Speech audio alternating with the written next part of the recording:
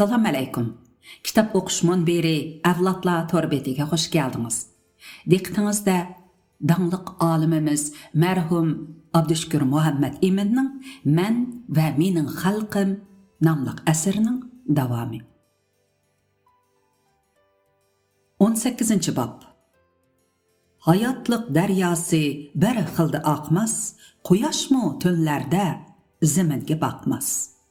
Abdur 1957 yildan boshlab xalqaroda ba'zi hodislar yuz berdi. Ammo buningdan sol yoki intayin sol hukm chiqarishga hojatsiz edi. Elimiz uchun eng muhimi xalq bilan bo'lgan munosabatni kuchaytirib, o'z ishlarimizni puxta ishlash bo'lishi lozim edi. Ahvol undaq bo'lmadi. Tafakkur va hukmdagi sol alomatlar fikr iqimidagi siyosat va tadbirlardagi solchilikni keltirib chiqardi. Bu hol üzülüp ammo yanada davomlashib toki 1970 yillarning oxirigacha 20 necha yillik realistin ajrash hodisasini keltirib chiqardi. Darvaqa, fojialik hikoyatlari ko'p bo'ldi. Men atalmış istil tutsish davomida kechirgan alamlarim to'g'riliq qalam tavritishni xohlamayman. Ammo uni yoshirishmi? Ayib, albatta. Istil tuzitish boshlanganda muavin rais Asad Saquf madaniyat ma'rif sohasiga mas'ul edi. Partikom rahbarlik kollektivi tashkilladi. Men bu rahbarlik kollektiviga qatnashdim va fakultetlar bo'yicha yadro guruhlarini o'rganishga uyushtirdim. Keyincha Asad Saqofning o'rniga Abdullah Zakirov chiqdi. Maktabga ma'rif noziri Osman Ziya xizmat guruhisini boshlab keldi. Ixtilof boshlandi. Men o'quvchilar, ishchilar orasidan chiqqan xato qarashlarga ijobiy tarbiya berishni, milliy bo'lgunchilik bilan yerlik millatchilik ideya va xohishlarini farqlantirishni, zarbiga loyiq kishilarning zo'r darajada pokitlik va ayrim virchikidan oshmasligini taklif qildim. Ammo sol xohish asabiyligi tufayli 400 kishilik maktabdan 80 necha kishi zarba obyekt qilindi. Mudir İsmail Hevizullayov, sekretar Sadir Tursha va menmu kurashga tortildik. Helimi dilimni siqidi. Men solchilikning asabiy shaklini o'ngchilikning asabiy shakli bilan birdek, inson tabiati, ijtimoiy haqiqat va haqiqiy chinlikdan ayrilgan faşizm siyoqidagi talvalik. U o'zi nurg'un fojialik qurbon berish va tarixiy chiqim badaliga hamon barbod bo'ladi. G'alaba qilgan, qarlanmaydigan asabiylik o'tmishda bo'lmagan, mangu bo'lmaydi degan qarashga keldi. Men yana bizning milliy ojizligimiz, mansabdorlar va ziyolilardagi tamaxo'rlik, yurtvozlik, hasadxo'rlik, vijdoniy mas'uliyatsizlik tufayli odamlarimizning to'lisi to'xtamagan suvga to'xta otliqni tashlash tek vaziyatga uchrab turadi ekan. Menda siyosiy xatolik yo'q edi. Biroq aeroplan, tanka, bigiz, to'qmoq degandek nomlar ostidagi surishtirilmaydigan va surishtirgili bo'lmaydigan ajoyib, g'aroyib to'qilmalar bir xalta delo bo'lib qoldi. Dünya nadonlik davridimi, yuksak madaniyat davridimi uchratmagan mundaq g'arobiyat meni 20 necha yil ta'tir qiynadi. Markizm amaliyat ruhidan, inkas nazariyasidan ayrilib, solchilarning odam qo'rqitadigan jari jurtlarida qoldi. Men nurona zarablanishni, muttahamlarcha zarba berishdan vijdoniy tanlash deb bildim. Men yana suiqasd bilan shug'ullanmoq oson. U faqat oqilona tanlash erkinligiga ega tafakkur va saf vijdoniy qalb bo'lsa bo'ladiganligini, ammo suiqasddan saqlanish to'liq qiyinligini, hatto dohi va qahramonlarmi bu nokaslikdan xoli emasligini his qildim. Mening o'ngchi va millatchi qilinishim kengaytib etilgan emas, balki suiqasd bilan uyushtirilgan. Oxirgi hisobda yuqori darajalik partikom, abnum rayonluq partikom tasdiqlamagan Osman Ziya qatorliqlar yasab chiqqan fojia edi. Bu 3 bosqich bilan ilib berildi. Dastlabida Osman Ziya boshchiligidagi xizmat guruhisini chetga qoqdiq. Intayin sol takliflarini rad qildik. Keyinchi ular institut mudiri va partikom sekretarining odatdagi tarixiy masalalarini tutqi qilib, Abnum rayonining tanqidlangan muavin raisi Asad Isoqovga bog'lab bir chetga surib qo'ydi. Arqadilla meni yezi turmushini ko'rmagan yosh marksizmchi degandek so'zlar bilan Abnum rayonlik partikomning dehqonlarni boshlang'ich kooperatsiyadan oliy kooperatsiyaga safarbar qiladigan xizmat guruhlarining biridagi kadrlar turkumiga qo'shib qo'ydi. Men Maralbeshi nahiya Seriqbo'ya rayoni Shakalavat yezisiga shu yillarda hozirgi ma'muriy birlikdagi yezi rayon kent Yeza deb atiladi. Mas'ul bo'lib 5 kadr bilan yarim yil turdim. Yeza menga söyümlik to'yildi. Amgak qildim, turmush o'rgandim. Yig'inlar ochdim. Bu chaqda chechim tushirilgan bir yosh dehqon yigiti edim. Kollektiv turmushda tamoq etishni o'rgandim. Juvozxonada may tartdim. Helimi esimda qolgani qizlarning o'zini ko'rsatmay yatqimga qizil bo'yalgan pishiq tuxum va ko'kbedilarni akilib qo'yganligi. Tuxum so'qishtirish o'yinlari. Tuniyaz Allah qo'lining darvishligi. Yeşi 80dan halqıgan 5 kapalet Hamid tağa bilan Marixan hammining qorosidagi to'yi. Kendirmeyda etken poloni yap mas bo'lib qolganligimiz. Gülnisa bilan sultanning dolanchi to'yi. Kent kadrlarining har haftada kechisi yoshurunni o'tkazdigan go'sh, sho'rpa o'ltirishi. Mening 55 harva bilan takli makonga ishkirlab kirib, oldingi asrdagi Zo'rixon nomli boy chorvichining qum bosgan qig'liq qotinidan o'g'it to'shib kelganligimiz. Yakan daryosi bo'yida beliq kavpi yeganimiz. Elimi yodimda.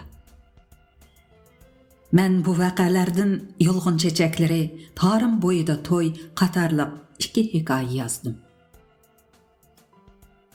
Men shu chaqlarda bir tarafdan yeşi 80dan halqagan qeyri chol va momaydimu butkul insoniyatga o'rtaq bo'lgan jinsiy tanholikqa qarshi intilishning izchil saqlanadiganligidek haqiqatga hayron bo'lsam, yana bir tarafdan kooperativlar buzilganda ishiltish niyatida o'g'itlarni kon qilib yoshirib yurgan halliq oilalar ruhiyatiga hayron bo'ldim. Tuniyaz Allah qo'lidek har qitim atrafdan berilgan katmanini setib mantiyaydigan zambilkash ruhiyat bilan ozg'ina huquq tagsa go'sh qaynoq qiladigan umumlashgan xohish meni bearam qiladi. Yez maktablarining o'qituvchilari garchi muallim xonim deb atalsa-mu, ular asosan go'sh qaynoq chambaraki tarafidan apandi deb ko'zga elinmaydigan bechora tabiiy hisoblanadi. Ulardan birining yoshgina ayoli menga doim pardoz bilan neziqab yuradigan bo'lib qoldi. Men ko'zimga issiq yosh elib, bu tabassumning asosiy qatlam ma'rifat sohilidagi yo'lanmelik, e'tiborsizlik, xushamatgo'ylikning nishonini xato to'nigan echinishlik ifodalardan biri bo'lsa kerak deb bildim. Ko'zimga har qaysi yeza va rayondagi ilm, irfon dafsandaligi bilan san'at haqoratlanishining kishini shurkundiradigan illatli ko'rinishlari kelishga boshladi. Yezida yarim yil o'tdi. Tuyuqsiz hammamizning Urumchiga qaytadiganligimiz uqtirildi. Seriqbo'yi bozoridagi sarabxonada yo'yinib, xizmat atirtidagi yo'ldoshlarni Seriqbo'yi rayonlik partikom qurosiga kelgan zis mashinaga o'rinlashtirdim. Rayondan nahiya bozori 2 kunlik harbiy yo'li edi. Mashinaga chiqib olmoq bo'lgan kishilarmi yo'q emas edi. To'satdan nahiyalik partko'pning muavin shujilaridan biri Liu mening yeshim kichik bo'lganligi va butunlay dehqoncha kiyinganligim sababidan bilmayman, o'zi mashinaga chiqib, meni mashinadan ittirib tushiribdi. Xizmat atritining boshlig'i mashinadan tushib ketganligini o'z yuk taqilari bilan ovora bo'layotgan kadrlarim bilmay qoldi. Mashina menib ketganda ular meni kabinkada deb o'ylasa kerak. Men kishilar yuk mashinasida qatnaydigan yillari Qashqardan Shiangacha, Urumchigacha bir qancha qitim qatnagan bo'lsam, hamisha eng oxirdagi bo'lingda o'rin tutatdim.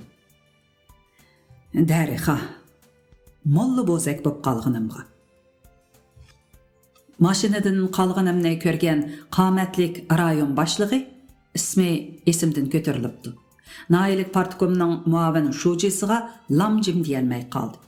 Mashina ketgandan keyin men Leo shujining mashinani ko'rib, tashlab ketgan semiz oq etiga minib, yelimdagi ovut atchi bilan Maralbeshi bozoriga qarab yo'lga chiqdik.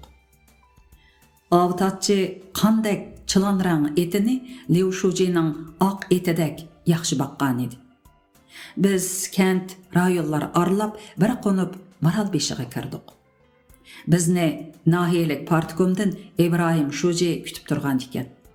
Atsi bizga minnatdorlik va bizni uzutish yuzasidan nahiya klubida kadrlar yig'ini ochildi. İbrahim Shuji meni so'zga taklif qildi. Zalda yerimdan ko'proq Hanzu kadrlar va o'yin ko'rishga kelgan oila tavobiatlari bo'lg'ashqa men ikki tilda so'zlashim kerak edi. Leo Shuji ehtimal heliqi mashindan tushirib etilgan dehqon yigitining atrat mas'uli ekanligini endi his qilgan bo'lishi mumkin. O'zini qochirib yurdi. Urumchiga kelishimiz bilan hammaning beshi tushgan edi. Men allaqachon o'ng'a moyil qilingan edi.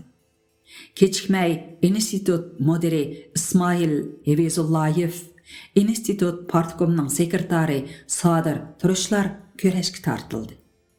Arqadan meni o'tirg'a chiqarishdi. Bu ma'rif noziri Osman Ziyoning so'zi bilan ataganda kurashni partiya ichiga cho'nqurlashtirish operatsiyasi edi. Aldımğa şira stakanğa çay qo'yilgan partiya ichiga kengaytish kurash yig'ini nemishqidir qizim edi. Aktivlar ko'p qitim harakatlantirildi. Abnum rayondan mashhur siyosiyon jangavozlar taklif qilindi. Do'stlarimni qistab, ichidan portlash elib berildi. Ammo kurash qizim edi. Men tashlangan savollar tüfi lənətlərini bir uçu qızıl, bir uçu kök qalamda yazıb alatdım. Dərhal cavab verməzdin, yoki suallarının ziddiyətləri bilən birini neytrallaşdırıb, suallarını biri-biriga rədd qıldıratdım. Yoki ikinci paket tələb qılatdım. Yoki klassik ibarələr bilən tetqisiz suallarının ikkidən birini mənə tallab berişini tələb qılatdım. Kengaytilib qatnaştırılgan o'quvchilar varang-cho'rong bilan so'zliguvchilarning tishiga tegsa, men so'zliginimda jim o'ltirib qizg'inlik ifodalaydi. Osman Ziya nech qitim shira mushlab yig'inni tarqitib etdi. Oxiri menga kurash yig'inidan boshqa tomlarga menga qarshi ko'plab hajviy rasm sizib va dazivo, ya'ni cho'nqatlik yezib chaplash uyushtirildi. Cho'nqat gezitlardagi o'tirg'a tushgan masalalar samratilib, qo'shma tasavvur shaklida to'qilgan edi. Hajviy rasmlari to'liq tetqisiz bo'lib, meni ulug' kishilar bilan o'zingga so'qishtirgan qilingan. Bo'libmi rais Sayfiddin Azizi bilan o'zingga so'qishtirganlik to'g'risidagi to'qilmalar uning ayolining keyingi kunlarda aytishicha bu oilaga ruhiy ta'sir qilgan. Bu Osman ziyolarning meni himoyasiz qoldirish o'yini edi. Xalq dushmanlarining xalq farzandlarini xalq dushmani deb obrazlashtirishi siyosiy kurashdagi muhim taktiklik rangbozlik ekanligini shu chaqda his qildim. Tolumu qızıl tonğu o'rnab olgan xalq düşmanlari bo'ladi ekan. Bu muhim saboq. Osman Ziya qandaqdir bir zakaz yoki zaruriyat bo'yicha meni jazolashga oldirdi. Yakka materialimni menga ko'rishga berdi. U tashviqot xarakterdagi mashinkada besilgan material edi. Men kurashga tortilgan yoshlar ko'chirib qo'yilgan yatoqlarning birida edim. Keyingi vaqtlarda Qozog'istonga chiqib ketgan va so'nggi ko'chuv, ya'ni oxirgi ko'chish trilogiyasining bo'lg'usi avtori Qaddash shu yotoqda edi. U 1983-yili yozda Olmutda Bidu tog' jilg'isidagi o'tavda qimiz ichayotganimizda meni izlab kelib, bu romandan birini menga sovg'a qildi. Romanda men Abdushukur deb ko'rinarli tilga ilingan edim. Osman Ziyamo Frunze, ya'ni Bishkekda meni ko'rib ko'z yosh qildi. Ovozi yangroq va bu ikki sinf o'ttirsidagi cho'ng haq, cho'ng nohaq ko'rishi degan heliqi ovozning buqildigan yig'iga aylanishi tarixning masxarasi edi. U so'zlashga petin olmadi. Shu asnoda ayolim Ra'no chiqib keldi. Osman Ziya ho'ngrab yig'lavatdi. U Ra'no bilan ikkimizni qaralab masxara qiladigan ko'plagan hajvi rasmlarimizni sizdirgan va tomlarga chaplatqizgan edi. Men bu dokmash bo'lib qolgan va qiyirliq davriga kirgan kishiga boshqa mehmon sohibxonlar oldida tasalli berdim. Men uningga qahramonni tarix yaratdi, personajni tarix rolga kirgizdi, ammo tarixning ilgirlishidan boshqa g'olib shaxs bo'lmasi kerak. Sizmi tunugin g'olib emasmidingiz? Menmi bugungi g'olib emasman. Tangri hikoyalar to'qiydi. Bo'lmasa insoniyat hayoti zerkarlik bo'lib qolmamdi. Yoshligimni baxtsiz qildingiz. Qiyirliqingizga faqat birla narsani, oqilona, mardona baxt, saodat tilayman, dedi. Keyin u boshqa o'tirishlarda meni maqtabdidek. Hatta 1960-yillari boshqalar urib doktorxona kirib qolganda, "Senmi bo'lding mendek, menmi bo'ldim sendek? Al qisosi minal haq" degan. Shu qabohatlik harakat bo'lib uzoq o'tmay Osman Ziya Sovetga chiqib ketgan. U Sovetga chiqib ketgandan keyin o'z vaqtida Xinjiangda uning ig'ir ziyonkashligiga uchrab, Sovetga chiqib ketganlardan ba'zisi uni qattiq urib antini olgan. Abdushukur onasiga Urumchidan xat yozib, "Hamra xonim Frunzedan Olmutaga kelib meni yo'qladi" debdidak. Ana shu Osman Ziya menga bergan yakka material meni cho'chitibdi. Men markazimliq partiya qurish uchun falsafa korojiki quribdiman. Milliy inqilob qilish uchun 3 viloyat milliy inqilob tadqiqot temasini yozibdiman. Harakatning keng g'ulash tashlab yuqori o'rkashlashini, uning partiya ichida keng qanot yeyishini to'sibdiman. Yakka material hatto xiyolimga, tushimga kirmas terindi biljirlashlar bilan to'lgan edi. Men birni bir, barni bar prinsipi bo'yicha yakka materialni tahrirladim. Masxara so'zlarini yozdim. Boshqilg'uchining ismini talab qildim. Tekshirib bekitilishini tavsiya qildim. Arqadilla Osman Ziyoga ochiq xat yozdim. Bu xatda tarix haqiqiy markazimchi bilan fursatparastni yaqin yillarda ayrig'isi. Men yoshligimdan, hayotimdan ayrilishim mumkin. Haqiqatdan ayrilmayman, degan so'zlar bilan partiya va omma yig'ini ichib berilishi talab qilingan edi. Shundan boshlab men birinchi darajalik rejim ostiga elindim. 19-bob. Qayg'uda baxt bor, baxtda ofat, umidning shomini parlar adolat. Abdur. kengaytib etilgan siyosiy harakat g'oyat zo'r ijtimoiy buhron paydo qildi. Dastlabdagi siyosiy aktivlik borgan sari jamiyatning umumiy asabiyligiga aylanib ketdi. Aql, farosat tamkinligi, hissiyot tarsoligi bilan xuddi toshda puchilgan mudofaa iqtidorini yo'qotgan aynak o'xshab qoldi.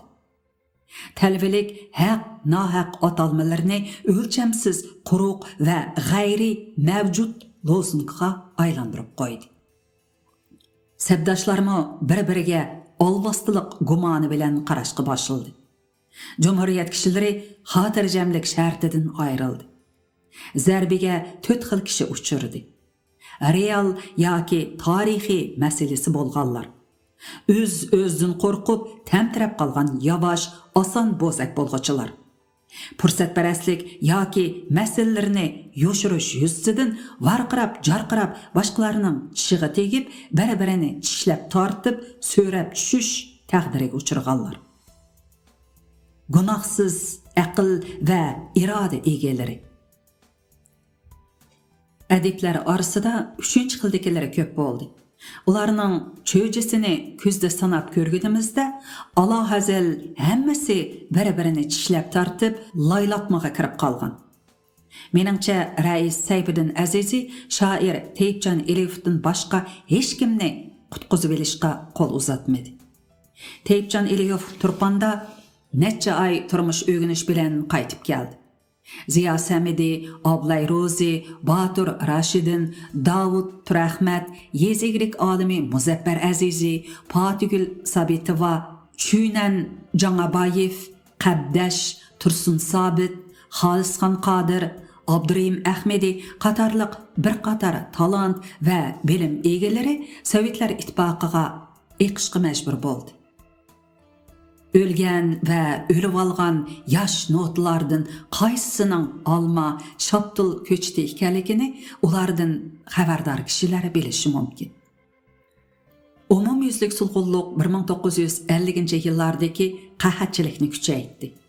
Mana bugun 1990-yilining oxirgi kuni.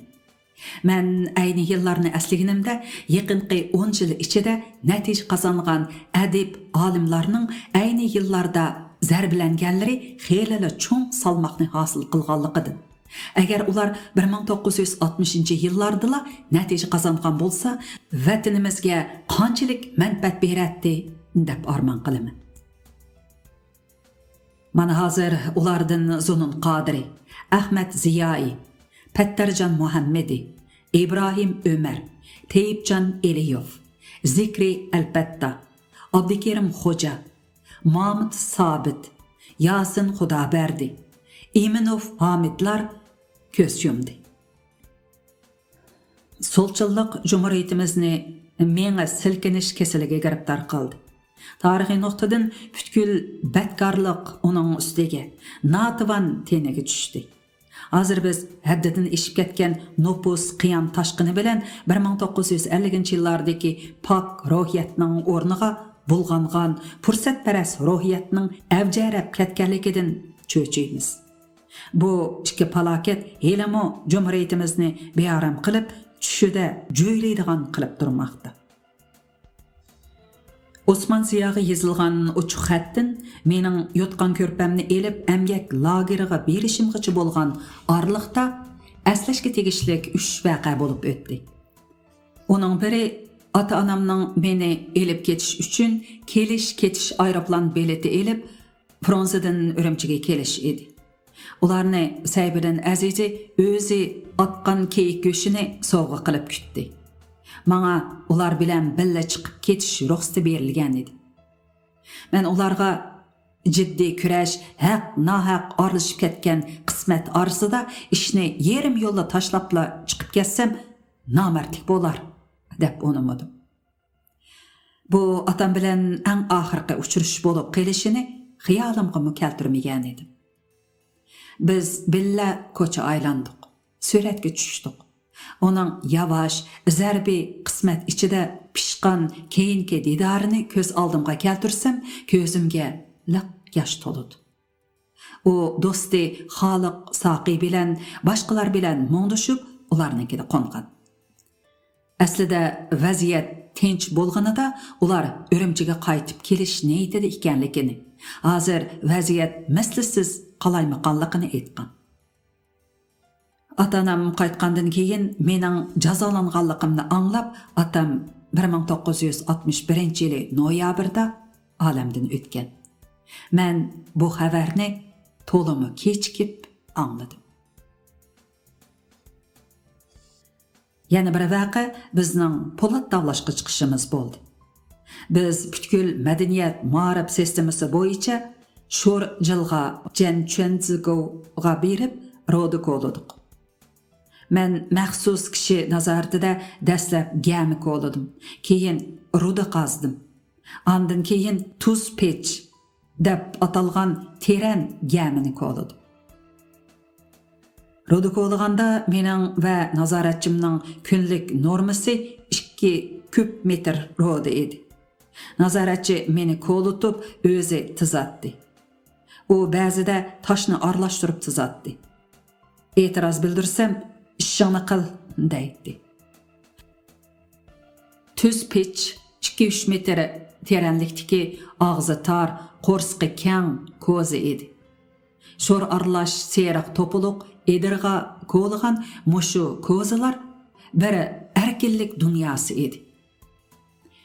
Emraatliq qozoq yigit bilan ikkimiz bu ko'zilarni qo'laytdik. Ko'ziga o'tin selib, o't yiqilatdi. Ustiga ko'mir qo'yiladi. Ondan rodi tashlanadi.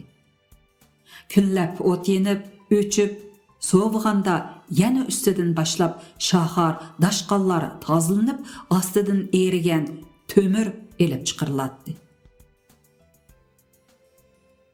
Dunyoga jar selingan umumiy xalq Po'lat tavlash hodisasi butkul jungoni qaplagan.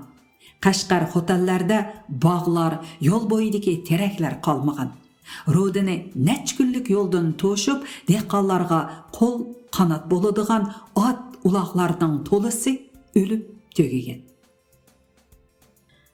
Bir navri inim Amanullo amdila nikohli bo'lgan ayoli bilan Rodi tavlashga konsoga chiqib, gamini tog'dan do'milgan tosh besib, har ikkisi to'shakdala jon o'zib muzlab qolgan. Men amir bilan Rodi tavlaydigan ko'zaga tushib, qoldiq haroratda yo'yindiq. Bu takrorlanmas g'alita sarabni ehtimal mushu davr kishilarla ko'rgan bo'lishi mumkin. Dunyoda parvoyi pelak odamlarmi xeylalar. Chedirga o'rinlashtirilgan satrashxonaga kirganimda, kuchaliq bir satrash saqalimga sopun mazg'ipi surkab qo'yib, eg'iz burnimga toza chaplashib, jangnami so'zlab ketdi. Gohida u meni tashlab qo'yib, chosh tushirishni kutib turganlarga heliqi jangnamisini badan harakatlari bilan ko'rsatib so'zlab ketdi. Uning og'zi puraydi, chukuruklari ko'mak tishlaridan chachrab chiqadi.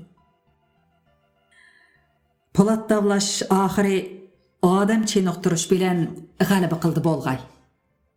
Maktabga qaytish bilanla Osman Ziyo ishxonasiga chaqirtib, partiya a'zolari bo'lsala, o'ng'a mayillarni o'ngchi qilish yo'l yo'riqi bor. 2-3 oylik emgak bor. Yosh yigit bo'lgandan keyin kar chog'liq dedi. Meni bir Mo'ng'ul kadri agashtirib, emgak lageriga olib berdi. 3-chi vaqa Nasrovadan muhabbat aloqasini uzish xati topshirib olganligim bo'ldi. Nasrova o'quvchim edi. Ehtimal mendan 2-3 yosh kichik bo'lsa kerak. U tirishchan o'quvchi va umoq qiz edi. U men Shianga o'qishga boradigan kuni do'stim Muzaffar Azizining taklifi bilan putiga konki bog'lab, men bilan sayga chiqdi. Hozirgi Urumchi soy yo'li Ko'ni Urumchining daryo uli bo'lib, qishda necha kilometrlab siliq musqatatdi. Men uningga "Anam meni dekabrist deydi. Mana qaramamsiz, sizni muzliqqa chaqirqinimni" dedim. Biz nere beridan paranglashdik. Tunji söyüşmü çakmaqsıman ötdi. Men uninggacha Qirg'iz qizi Cho'lpon mangzimga so'yib olganligini hisoblamaganda hech kimning leviga levimni tekkizmagan edi. Biz shundoq ayrildik. Keyin u Xanko shahriga, suv elektr institutiga o'qishga mengishda Shianda meni yo'qladi. Biz salom xat muhabbati o'rnatgan edik. Asıl tüsüşdə mening kurash obyekti bo'lganligimni anglab, u tashkil orqali menga bir parcha jangovar xat yozdi. Xatda men sizni ijtimoiy pallarda to'nilgan olim bo'lar desam, jonijon partiyamizga dushman bo'psiz degandek bo'lmag'or so'z va oq dil, oq tipliq qizg'inligi hizilgan edi. Shundan keyin menmo javob xat yozib aloqamiz uzildi. 1962-yili solchillik xohishi sal pasayganda u menga qayta xat yozib, ilgirki balaliq kesiliga o'xshamagan xetini kechirishni talab qildi. Bu chaqda men Ra'no bilan nikohliq bo'lishga bitishgan edik. 1985-yili u bir qator xatlar yozdi. Bu xatlarda o'zining osmondan yiqilganligi, ömürlük majruhligi, yoshligida men to'g'ramdagi she'rin hissiyotga yetadigan boshqa aslima qolmaganligi deganlar tilga ilingan. Bu chaqda men 4 bolaning otasi bo'lib qolgan edim. Bu xatlardan Ra'no xabardor edi. Biz bu ruhiyat to'lqinlarini e'tiborga oldik. Bu ayıp emas, balki qalbning erkin talpinishi. Yosh vaqtlarda nerdan meni yaxshi ko'rdigan Qashqarlik bir gimnaziya qizining shu yaqindala chiroyli bir quchoq gul bilan suratga tushib xat yozganligi. Ikki nikohliq, farzandlik, qo'ru makonliq bo'libmi, yanala baxtsizlik his qiladiganligi to'g'risidagi samimiy xatini o'qib, uningga esdashlik qildik va mundaq inson ishqi talpinishining ayblab bo'lmas umumiy qonuniyatlarini nazarga oldik. Chunki nafas elayotgan hissiyotchan inson g'oyibi so'ygi malhamlari bilan real muhabbat jarohatlarini davolashga intiladi. Bu xiyolning salmoqliq tarkibiy qismidan iborat. 20-bob. Huma somruq makan tutdi qapasda, qush quzg'un qanotlar qaqdi ko'kda. Abdur. Meni heliqi 3 oylik emgak lageriga o'zgartishga avatdi. Mening xushomadgo'y, hiyligar, aldamchi, suxanchi, zaharlik chekimlik chakkuchi kishilarga o'rin bergan bu shaharda turish huquqim qolmagan edi. Keyin Osman Ziyodin, ya'ni Sovetda va bir mahal Abdunum rayonlik siyosiy delolar hay'atining mas'ullaridan biri bo'lgan Soyimdin anglashimcha, mening o'ngchi qalpig'im hech qanday tasdiq hujjati yo'q. Osman Ziyo egilib olgan Xinjiang instituti ma'muriy huquqi bilanla keydirilgan. Uning tegida mundaq bir hikoya saqlangan ekan. Şu yıllarda solçıllaşkan Sovet bilen solçıllaşkan elimiz münasebeti normalsız bolgan. Sovet'ten qaytgan ziyolilar namida 3 viloyat milliy inqilobi vaqtida Sovetga chiqib ketgan yoshlardan 10 qanchisi Urumchida edi. Ular maktabimizda, ya'ni 7 kishi gezitxonada, texnikalik joylarda turkum holatida ishladi. Ularning arasida men ismini biladigan Osmanjon, Baratov, Ushqunnay, Ishan deganda kishilar bo'lib, haqiqiy ismini bilmayman. Ular mendan cho'ng, otamdan kichik yoshdagi kishilar edi. Ulardan nikohliq bo'lganlari bo'ldi. Kim bilsin, ular siyosiy rishtilik turkum ekan. Bizda tuyuqsiz o'ngchillik va burjuaziya millatchiligiga qarshi kurash portlag'ashqa ularni avatgan to'shqa ulardan xotirjam bo'la olmagan. Bu vatanga qaytgan kishilarni yanala vatandan elib ketmoqchi bo'lgan. Chunki ular ko'rinishda jungolik edi. Harakatga xilala aktiv qatnashgan edi. Ammo ular tarqatqan so'zlarmi jiddiy va ko'p edi. Bir pash bo'lib qolsa, yuzaki siliq turayotgan ikki azimat davlat aloqasiga ta'sir ko'rsatdi. Bu ish uchun Sovetdan Soliyev ismli kishi avatilgan. Sovetlar İttifaqının Urumchidagi bosh konsulxonasida maktab mas'ullarining ahvoli va mening oldin bilib, oldin ko'rish ehtimolligim to'g'risida ikki qaytim keyincha sharaf bilan vafot bo'lgan bir muavin raisning Osman Ziyoning qatnashishi bilan yig'in bo'lgan. Shu muavin rais mas'ulligida maktabimizga xizmat guruhi tushgan. O'rinbosar guruhi mas'uli Osman Ziya bo'lgan. Birinchi qadamda İsmail Hibizullayev bilan Sadir Turshani tarixiy masala bahonasida kurash qilgan. Keyin meni yezg'a avatgandan keyin 3 oylik lagerga emgak bilan o'zgartishga salgan. Ma'lum menda mening ochiq xetim mendagi heliqi turkumni pash qilish mumkinligini ko'rsatgan. Shu asnoda heliqi vatanga qaytgan kishilar hatto nikohlaridan ayrilib birlikda kelgan yerga ketgan. Osman Ziyomi Olmato'ga chiqib ketgan. Mana bularga 3 oy ketgan. Bu qaltis cho'ng haq, cho'ng nohaq ko'rishi ekan. Rostini aytganda, men hozirgacha 2 qaytim nohaq qaralandim va ziyonkashlikka uchirdim. Keyinkisini o'z bayonida tilga olaman. Har ikkisila meni oldin bilib, oldin sezidi. Shuning uchun uni tilsiz qilib qo'yish kerak degan ortiqcha mo'lchar bilan bo'lgan.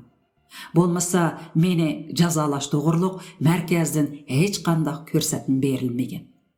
Menga xalqaro kuchlarga yo'langan o'z millatimizdan chiqqan talvalar ziyon zahmat yetkazishdi.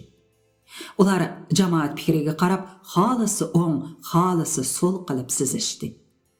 Aslida men kitobiy bilimdan boshqa ular to'g'riliq hech qanday oldin bilib, oldin sezar emas edim. Ularning voqealari pash bo'lgandan keyin bildim. Men 2 saboqni unutmayman. Biri Şinjandagi jiddiylik, buhron, fikr qalaymaqonligi va siyosiy ziyonkashliklar ishki atmosferadan boshqa pat-pat asosliq chet ellarga aloqador bo'ladi. Cho'ng tashqi atmosferami bo'ladi. Bu ko'p zaratli rayon. Sen cheqilmasangmi, u cheqiladi.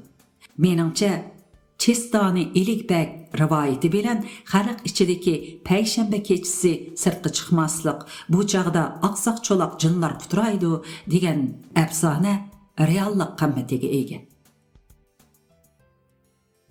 Yana biri siyosiy nishonda xalq va tarix yo'nalishida ching turish.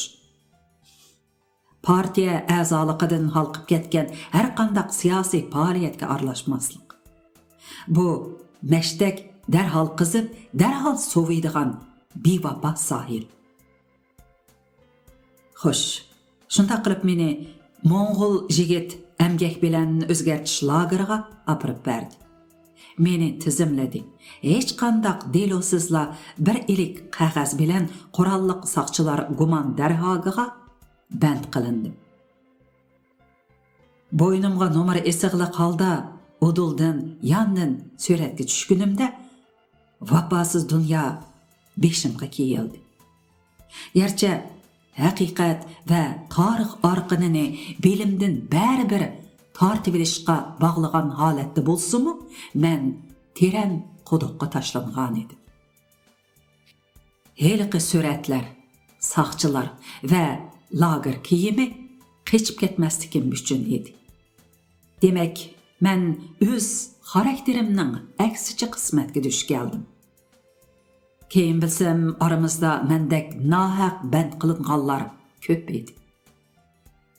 Davlat mashinasi İspaniyaliklarning pulga jonni do tikadigan heliqi talba buqularidek yoki kishini cho'chitadigan mastak bo'lib kelishgan edi. Butxonaning lamlari orasidan kaptar boshqasini olganligi uchun band qilingan o'smirim.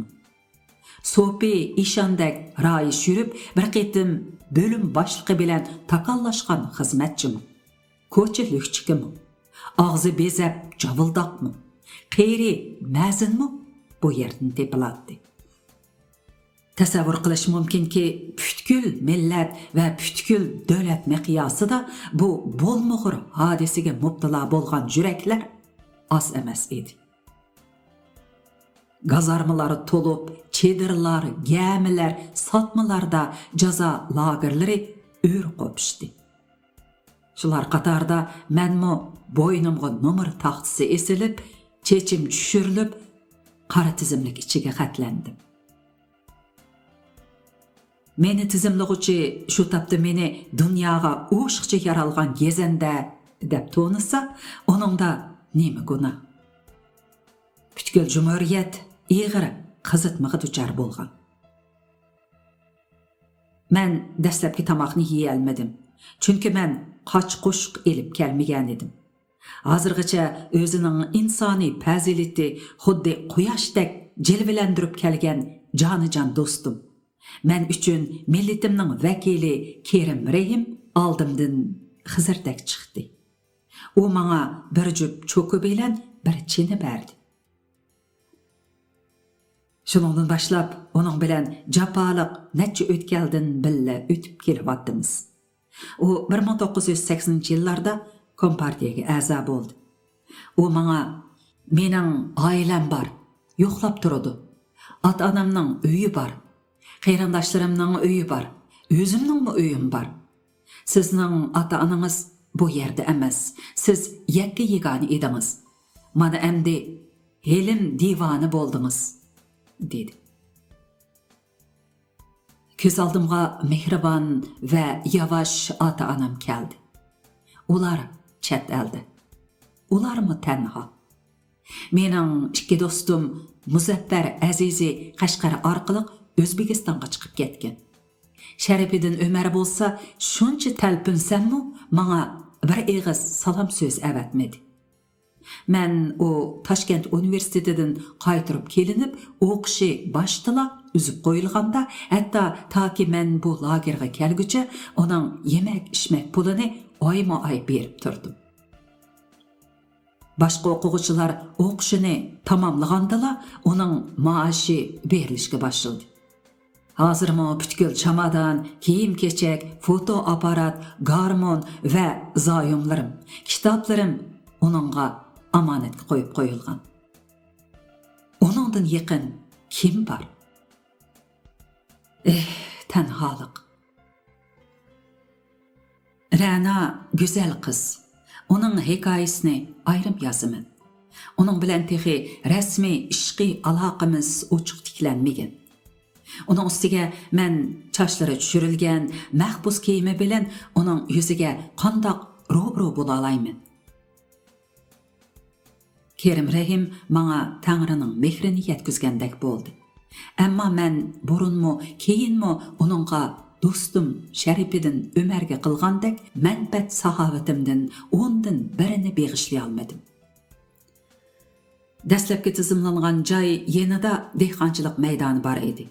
Bizni u yerga etizdagi ushshoq toshlarni terib etishga elib chiqqan edi.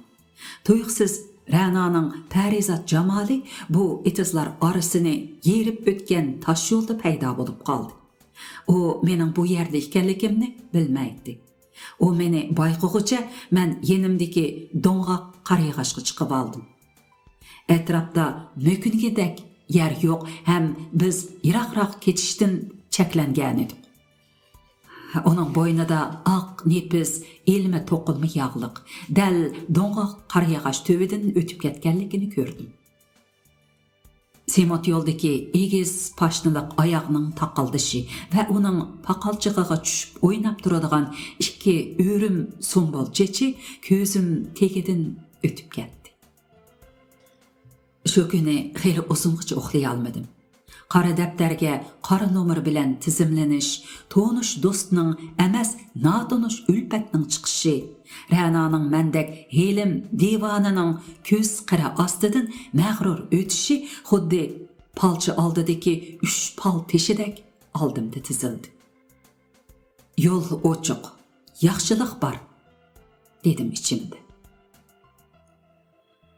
Әтсі пұштәк, даңдаң авазы біленла, «Диққат, санақ сана!»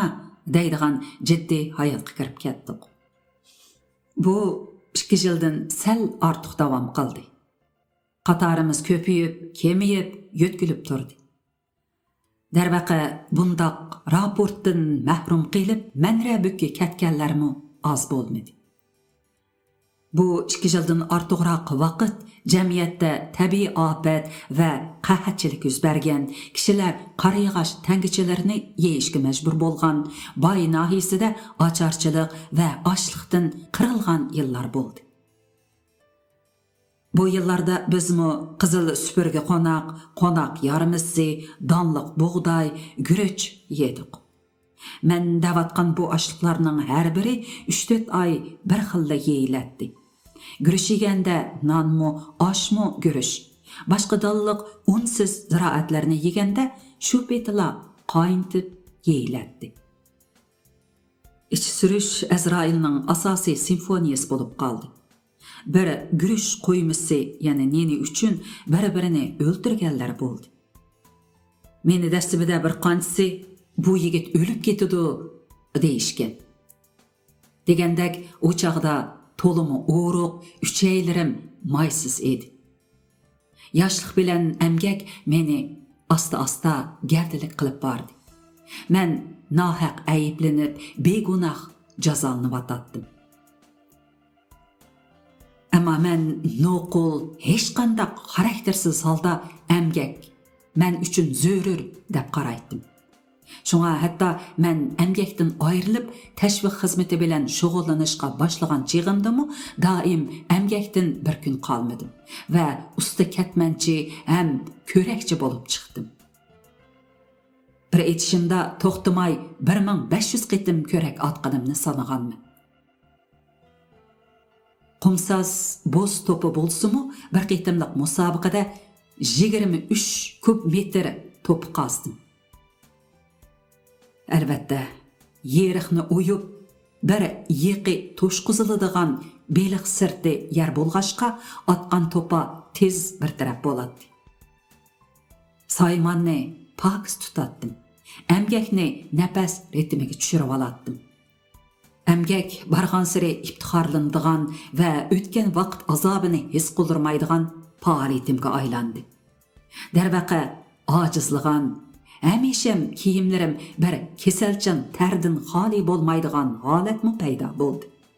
Buni biz o'zimiz bilgan usullar bilan qisman bo'lsa-mu hal qildik. 21-bob. Qismeting dush kelsa magar zulmatga, maktablik sho'kirtidan qo'sh bu qismatga. Abdur. Jazo lagerini aqlıqçılar bo'lmasi kerak.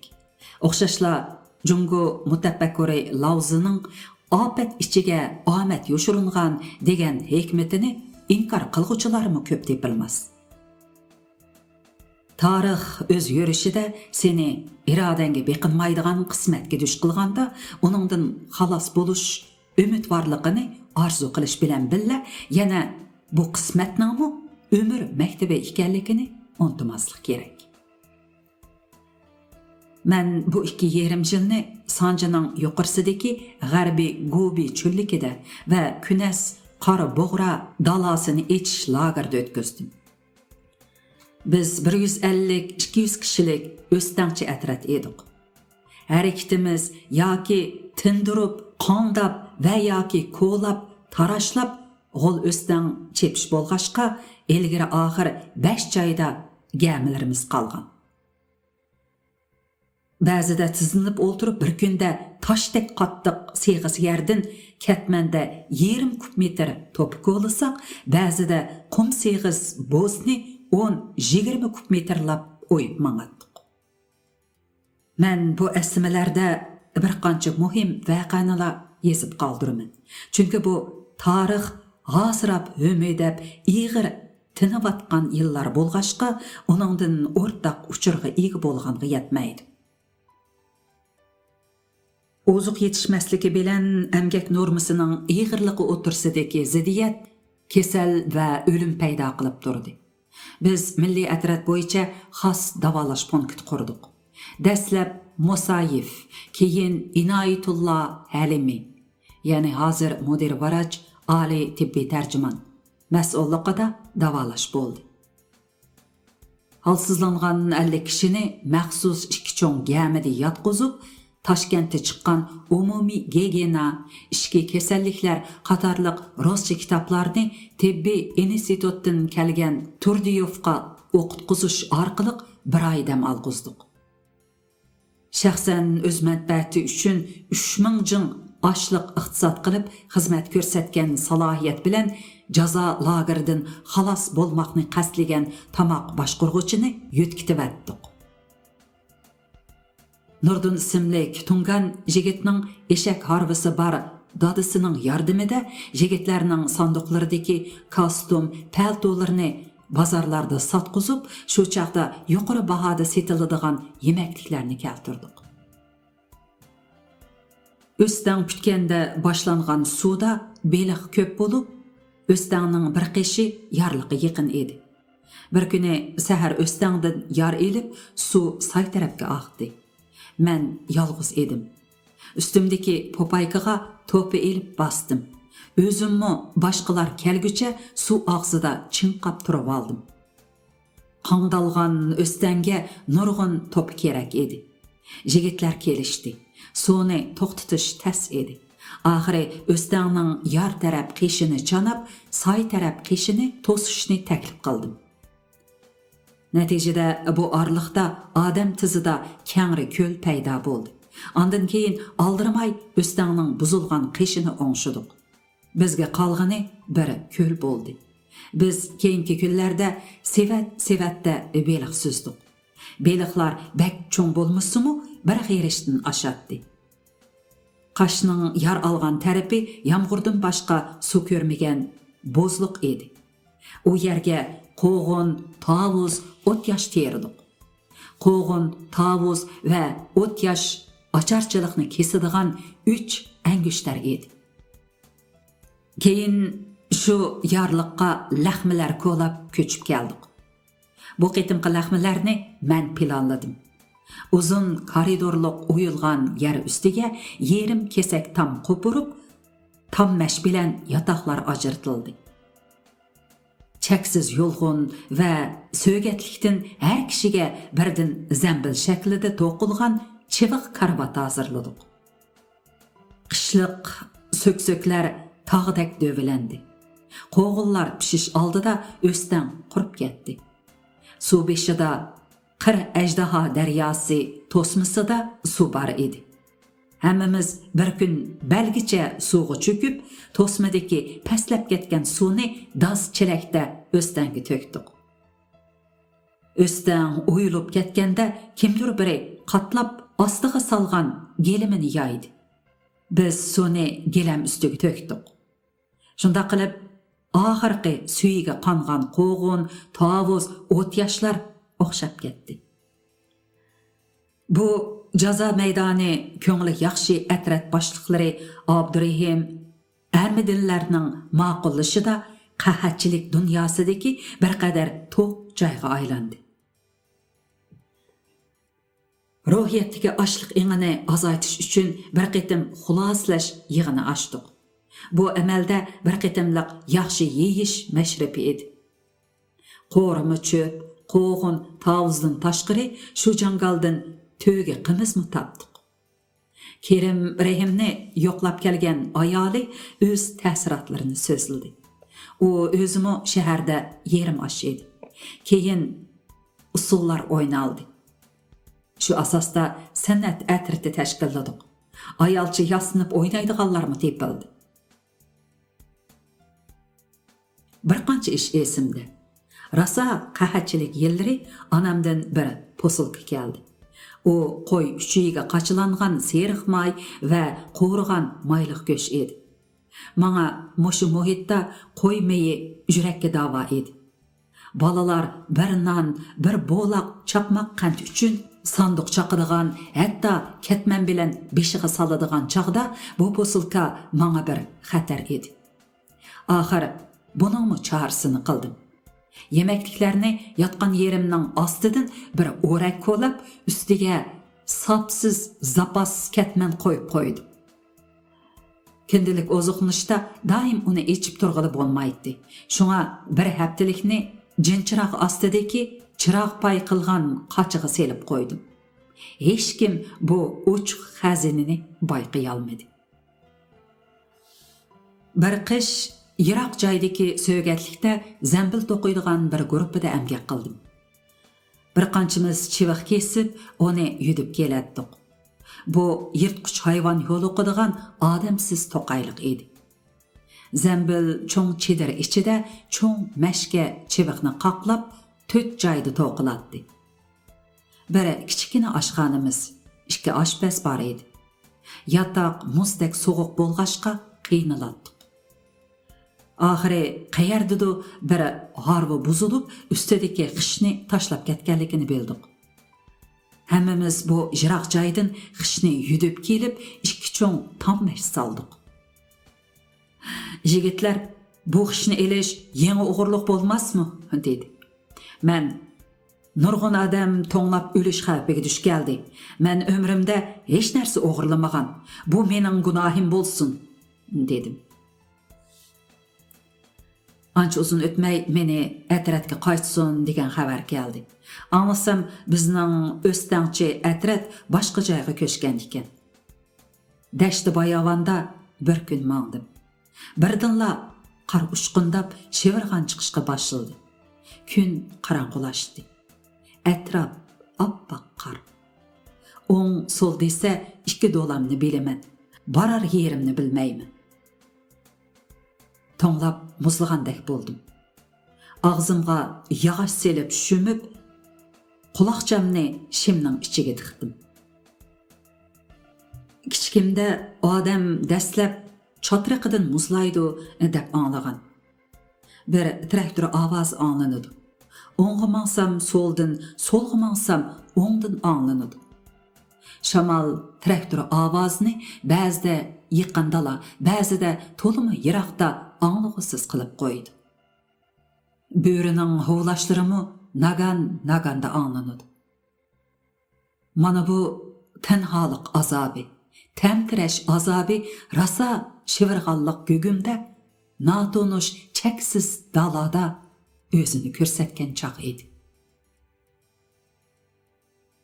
Men ko'p holda o'zim orqali boshqalarni his qilaman.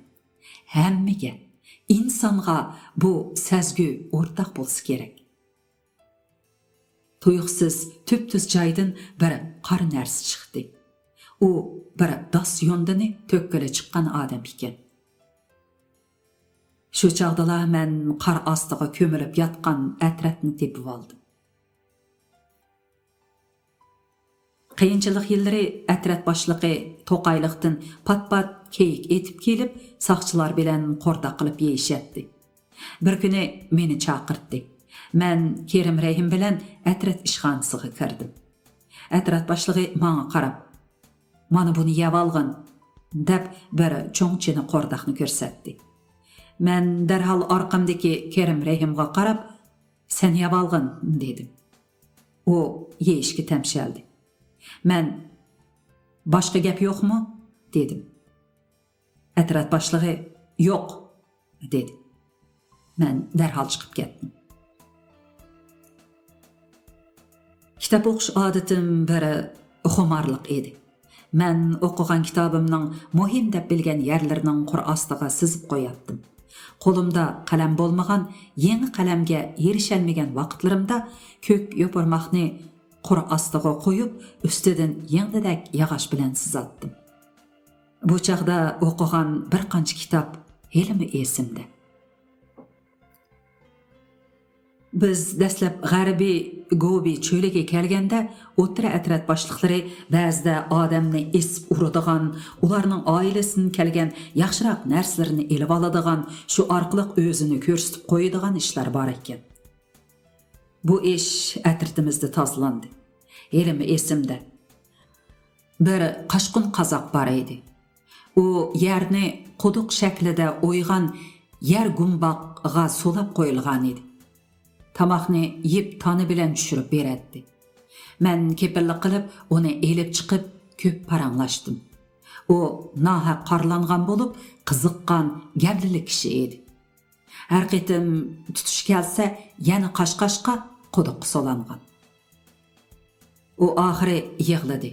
Ondan keyin amgakda hammamizdan ko'proq topib qoldi.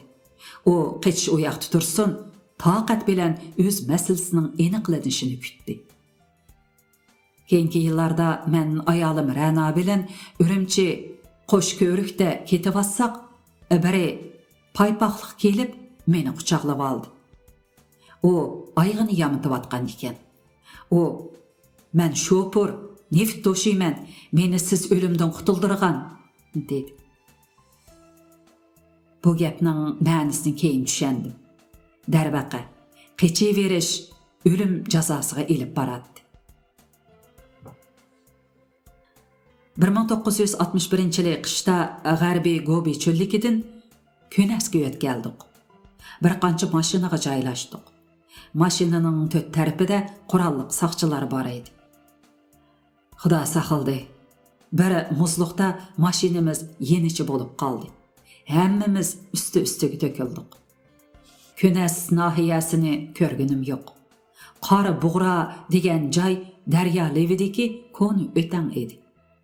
Dastlab ustida to'ng qog'lar qaqildab turgan, yog'och tashlari elib ketilgan eski tomliqni yotoq qilib o'stang chapdik. Terilg'ug'icha necha o'stangni chepib tamomladik. Helim esimda. Martning qaysi bir kuni daryoga tog' bog'lab o'stanga suv boshlash uchun so'g'uq tushdik. Agi suyda legandek muzlar eqib turadi.